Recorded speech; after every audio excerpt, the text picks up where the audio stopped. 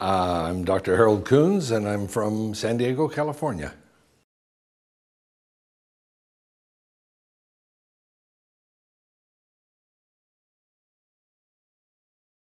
Well, it seems like almost every year there's a new area of disease that we can treat with endoluminal techniques. I did my first angioplasty in 1970 before balloons. And, the balloons have changed. We then added stents and covered stents, and now are doing aortic stent grafts for aneurysm and dissection. And like I say, it seems like over every 1 or 2 or 3 years, something new is added to the group, to the point that the vascular surgeons now are doing many of the cases because they have found that they are better than surgery in many cases and certainly easier for the patient. So I'm really pleased with what has happened over the years.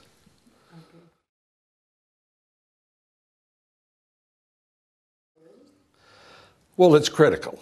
In order to have these advances, somebody has to think of the new instrument that is going to allow you to treat. For instance, the endoluminal grafts did not exist until somebody thought, well, if we make the right size and the right shape, we can treat this disease. So the advancements really are somebody coming up with a new concept for a new instrument to do the procedure. So it's absolutely critical. There'll be no growth of the procedures if you don't have new ideas, many of which can be patented. A lot of them are variations of other ideas. And we always are using other ideas to help us. But without new inventions, there won't be progress. So it's absolutely critical.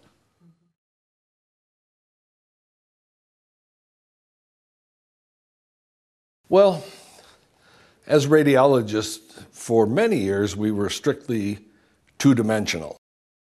And we were very limited in our ability to diagnose because we are three-dimensional. We are not two-dimensional. So you have compressed all the information into 2 dimensions.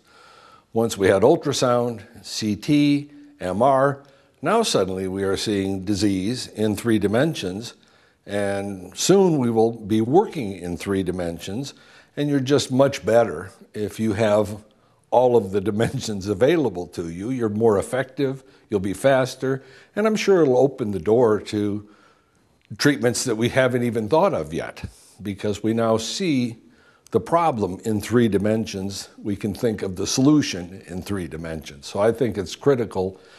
It's become everyday part of radiology to think of disease in 3 dimensions rather than the 2 that we had before.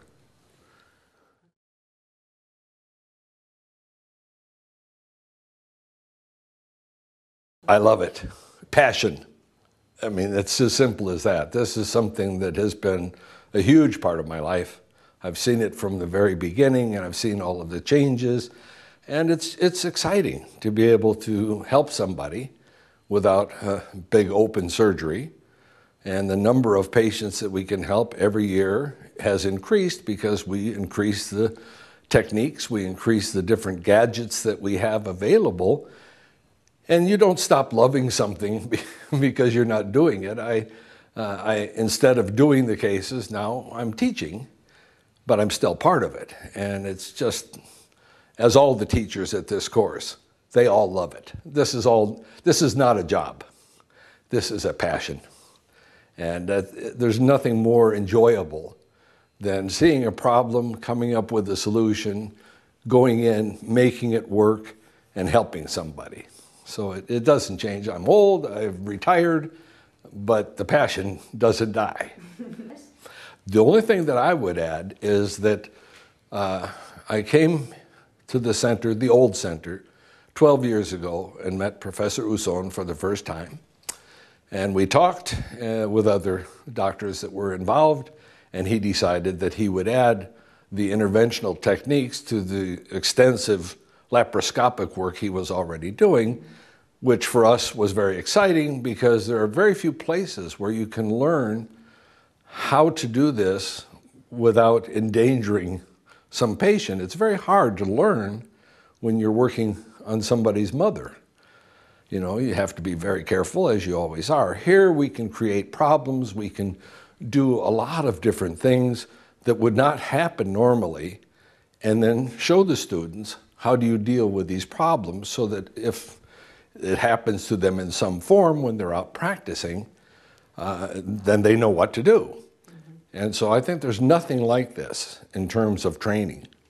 Words and books are only so much. At some point you have to do it. This gives them a chance to do it. And I'm just thrilled, you know, that we are a part of it, and that, you know, with this new fabulous facility, the best in the world, there's no doubt about it. No, there's nothing close. And to be, you know, 1 week a year, we get to be a part of this, you know, it's very exciting. And I really congratulate Professor Usson on the work that he's done. We made a videotape 11 years ago that I presented to the Cirugía meeting in London, talking about catheters, talking about the center. And at the end of it, Professor Usson said, "And we continue to grow." I never realized we'd grow so much. But it was really a prediction of the future, and this is a fantastic facility. I'm thrilled to be a part of it.